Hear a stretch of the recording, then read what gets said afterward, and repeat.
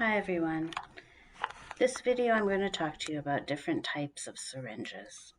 So everything that I show you and everything I talk about you should be able to find in your nursing kit.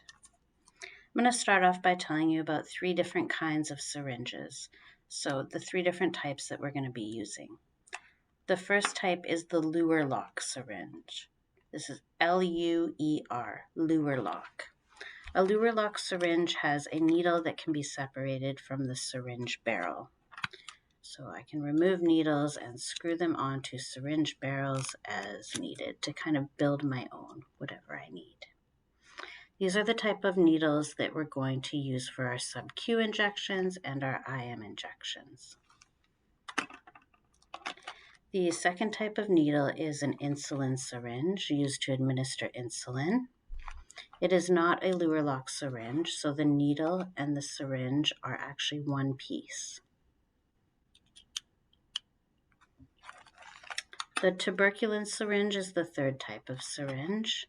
It's used to administer the Mantoux test or the tuberculosis test.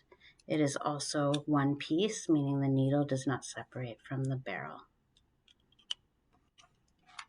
We're going to talk a little bit more about these 2 needles later because I want to focus on the Luer lock syringes.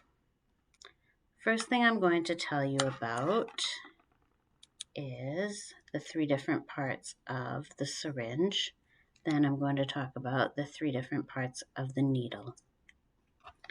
So the 3 different parts of the syringe. For the syringe, we have the plunger as the first part. The plunger is used to draw up medication and to inject medication into our patient.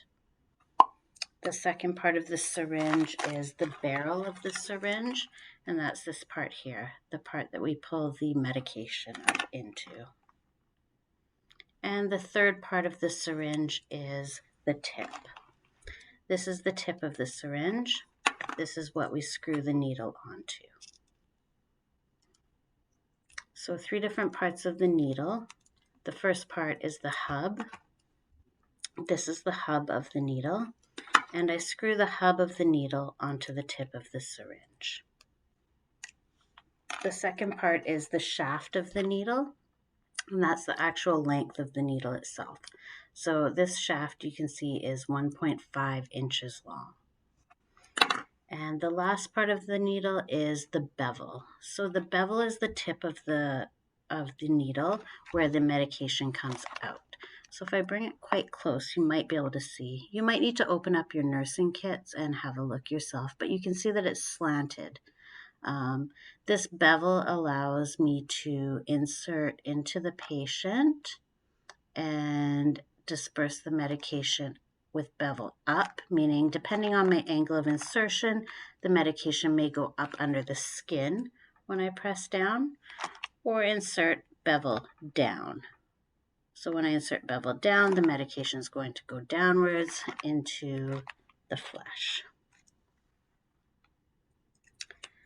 So with your syringes, you actually have different calibrations. In this 1 ml syringe, the max that this syringe holds is 1 ml. It's calibrated in 0.01. So the smallest amount I can draw up is 0.01. In contrast, this 3 ml syringe is calibrated in 0.1s. So the most I can draw up is 3 mils, and the least I can draw up is 0.1. However, if I do have less than 1 mil, I want to use the smallest syringe available to me so I can get the most accurate dosing. So just as a reminder, 1 mil, it's probably backwards, isn't it? 1 mil syringe is 0.01 mil calibrations, and a 3 mil is 0.1. You also have in your nursing kit a 10 mil syringe. When we're talking about calibrations of the needle, so needles come in different sizes, obviously. We have a sub-Q needle here, and we have an IM needle here. So your sub-Q needle is a 25 gauge, that's the diameter of the needle. So 25 gauge and 5/8 of an inch. And this is in your nursing kit. You have several of them. So 5/8 of an inch here allows me to insert the needle into my patient, into the subcutaneous tissue. This is not long enough to reach the muscle. It only goes into the fatty tissue. So this is what I need when a medication is ordered subcutaneously. In contrast, this is an IM needle. So this needle here is a 22 gauge, which means that it has a much thicker needle. It's 1.5 inches long, as I said earlier. So there is the package. And this is in your nursing kit as well. So this is really long because it needs to pass through the subcutaneous tissue and it needs to inject into the actual muscle.